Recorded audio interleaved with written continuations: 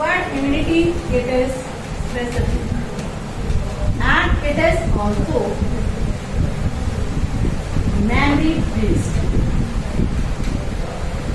It is specific and also memory based. Specific means it prevents the entry of a particular type of pathogen, not all. जैसे कि virus के against ही protection देगी, या bacteria के against ही protection देगी, या protozoa के against ही protection देगी, ऐसा नहीं है। जो हमारे इनेट इम्यूनिटी थी कि कोई भी पैथोजन आए उसी को रोकती है, तो ये क्या है, स्पेसिफिक है। इसी स्पेसिफिक पैथोजन को ही प्रिवेंशन देगी, सभी को भी एक ही दिया।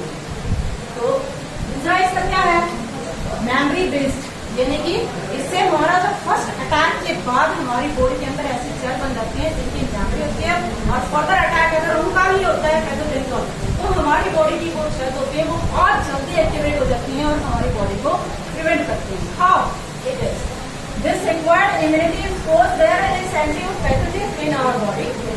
सो first of all macrophage they recognise the pathogen as a antigen. कोई भी जो पैथोजन है उसको क्या एंटीजन के फॉर्म में कंसीडर करते हैं, and then they stimulate the production of antibodies. How antibodies are produced?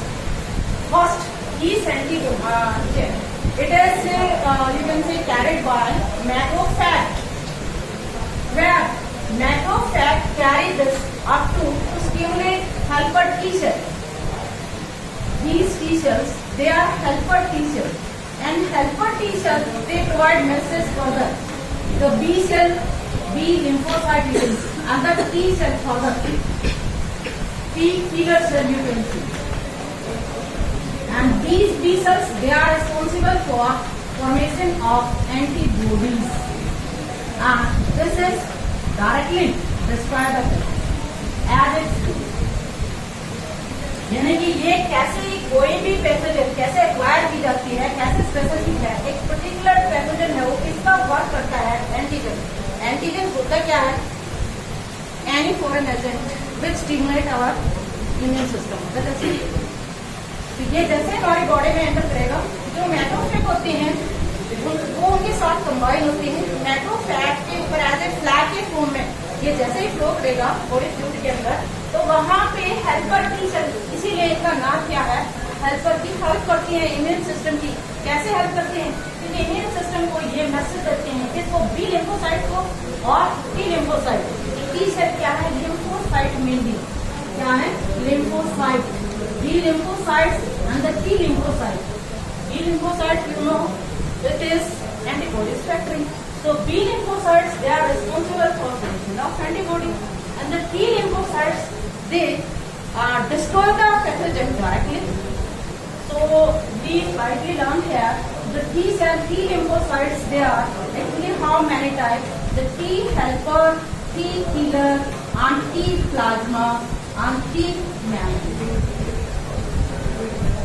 T plasma, they are antibody factor, they will produce antibodies. यानी कि जो T सेल को यहाँ जो मैसेज मिलता है, तो यहाँ पे क्या जो T प्लाज्मा सेल होती हैं ये क्या करती हैं, एंटीबॉडी प्रोड्यूस करना स्टार्ट कर देती हैं। T किलर सेल जो होती हैं इनमें से जो एंटीबॉडी बनती है ये सीधा किल करती हैं इसको, जो पैथोजन होता है। T हेल्पर है, ये इन दोनों को इम्यून सिस्टम को मैसेज देते हैं। और T मेमोरी है, ये क्या होता है, जैसे जो एक और T S और होता है जिसको कहते हैं T suppressor, when the pathogen it is controlled, in that case T suppressor suppress the formation of all these type of lymphocytes। यानी कि एक बार पैथोजन एंटर हो चुका, उसको कंट्रोल कर लिया गया है, अब हमारी बॉडी में उसकी एक्सेस नहीं है।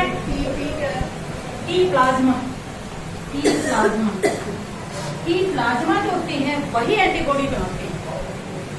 T मेमोरी है, T प्लाज्मा का काम, इन दोनों का काम है उस टाइम पैथोजन को डिस्ट्रॉय करना, कंट्रोल करना।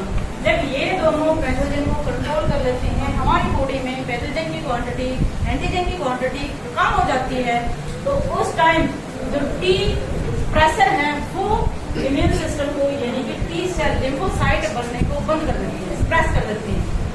फिर उस टाइम सप्रेस होने के बाद ये दोनों नहीं बनेंगी, लेकिन की मेमोरी है वो एज सच रहेगी, क्योंकि यहाँ एक और इसी के अंदर